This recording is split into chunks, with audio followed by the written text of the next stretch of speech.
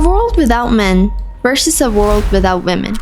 Let's imagine. Right now, every man and boy on Earth just vanished. Not dead, not buried, just gone. The shirt he was wearing falls to the floor. His coffee is still warm. You're driving home from work. The car in the next lane drifts across the road. A truck ahead stops turning halfway through the curve. The pilot of the plane above you might have been a man. So might both pilots. So might the surgeon operating 2 blocks away. So might the engineer watching your region's power grid. For this thought experiment, pregnancies and frozen reproductive material remain. This is not about what men and women are capable of, but humanity has divided its labor unevenly. When half the population disappears, the jobs that they occupy determine what breaks first. The death toll begins climbing immediately, from momentum, gravity, and from machines that were moving when the humans controlling them disappeared. Start with the planes. At any moment, thousands of commercial aircraft are airborne. Roughly 95% of airline pilots are men. On flights where the entire cockpit crew disappeared, autopilot keeps the aircraft stable for a while, but eventually every plane has to land. Now the roads. In the United States alone, roughly 3.6 million people work as truck drivers or driver sales workers, and more than 9 out of 10 are men. Only a fraction of that number might be driving at that second, but that's still an enormous number of moving vehicles. Some weigh as much as 80,000 pounds. Their drivers disappear while crossing bridges, changing lanes, or descending mountain roads. The trucks don't stop. Inertia doesn't care who vanished. Then comes the power grid. It does not fail instantly. Power stations are automated. Protective systems disconnect damaged equipment. But the grid is one enormous balancing act. Every second, electricity supply has to match demand. When a station drops offline or a transmission line fails, someone has to respond. Now many of the operators, technicians, engineers, mechanics, and emergency crews are gone. Over the following days, failures spread as fuel deliveries stop and equipment breaks. The world does not experience a clean blackout. It becomes a patchwork. One city still has electricity, the city beside it is dark. Then the labor problem hits. Roughly 97% of US pipe fitters and plumbers are men. So are 96% of power line workers. Construction, extraction, industrial repair, fuel production, mining, and heavy transport are all overwhelmingly male. This is not a measure of ability. It's where humanity stored its training. And training cannot be downloaded. The surviving women inherit a planet full of machinery, but much of the knowledge required to maintain it disappeared with the people carrying it. At first, the cities run on what was already stored: food, medicine, water, fuel. But modern cities depend on constant movement. Once those movements break, shelves begin emptying. Within weeks, rationing begins, and people gather around whatever still works. Hospitals, universities, power stations, ports, small farms. Globalization starts to fracture little by little. A factory stops because one component no longer arrives. A water plant stops because one chemical is unavailable. A hospital loses a machine because one replacement part is on another continent. The world does not end. It gets smaller. And half of humanity's memories disappear with it. Fathers, sons, brothers, partners, friends, artists, scientists, historians, the person who could repair a specific machine, the person who called every Sunday. Then comes the slower problem: reproduction. Some boys may still be born from pregnancies that began before the disappearance. After that, new pregnancies depend on sperm that was already preserved. Sperm banks store samples in liquid nitrogen. The tanks can survive a blackout, but not years without maintenance, trained staff, and nitrogen deliveries. And stored samples contain both X-bearing and Y-bearing cells. If the surviving women protect those samples, they can conceive both daughters and sons, and those sons can grow up to eventually produce their own sperm. So humanity doesn't automatically become an entirely female species, but it faces a genetic bottleneck. Which donors remain? How many unrelated lineages survive? Which clinics still function? The challenge is not simply making babies.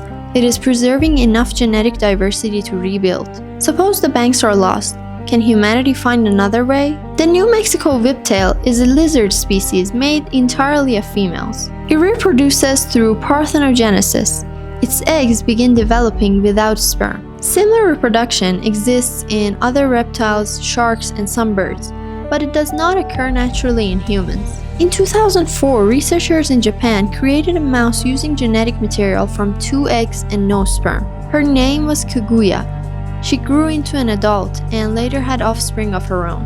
But the process was inefficient, highly engineered, and performed in mice. Could science eventually do something similar in humans? Perhaps, but it would require laboratories, electricity, trained scientists, hospitals, and supply chains. All the systems that the survivors are already struggling to preserve. So does humanity survive? Probably, but only if the surviving women keep enough civilization functioning long enough to create another generation. Now flip the question, what if all women disappeared instead? The first seconds look almost the same, but this time every woman and every girl is gone. Every mother and daughter, every sister and friend, every scientist, engineer, leader, doctor, teacher, and every female infant. And with them, every functioning human ovary and uterus is gone. The collapse begins immediately. Women make up about 2/3 of the global health and care workforce. They are the majority of nurses and almost the entire midwifery workforce. In many hospitals, most of the people providing direct care disappear mid-shift. An ICU patient's blood pressure begins falling. The nurse watching the monitor is gone. A surgeon loses members of the operating team. A pharmacist disappears while preparing medication. A paramedic disappears inside a moving ambulance. Every pregnant woman disappears, and every fetus she was carrying disappears with her. The emergency is happening at every hospital, everywhere, all at once. On the roads, millions of vehicles lose their drivers. Aircraft lose pilots, controllers, engineers, and crew. People vanish from governments, schools, factories, laboratories, pharmacies, and control rooms. The death toll begins rising before the survivors understand what happened. The power grid mostly holds at first. Many utility operators, line workers, and industrial repair crews are men. But machinery is not civilization. The world has lost half its intelligence, memory, experience, and judgment. The first systems to fail most visibly are those built around continuous human care. Hospitals lose nurses and pharmacists. Nursing homes lose caregivers. Emergency dispatch centers lose staff. Disability services and child protection agencies lose workers. Then come the children. Women make up most preschool and elementary school teachers in many countries. Classrooms are suddenly left without adults. Nurseries lose staff. Children wake up from naps crying for people who no longer exist. Inside homes, the danger is quieter. Across the world, women still perform most unpaid care work. The constant work of noticing what needs to be done before it becomes an emergency. Stores begin emptying. Supply chains bend under panic buying, accidents, absenteeism, and the sudden changes in demand. Agriculture loses workers across farming, processing, transport, research, and trade. Factories lose much of the labor behind garments, electronics, food processing, and exports. The surviving men begin retraining. They become teachers, nurses, caregivers, social workers, and household organizers. But the deepest loss cannot be repaired through training. When men disappeared, preserved sperm still offered a bridge into the future.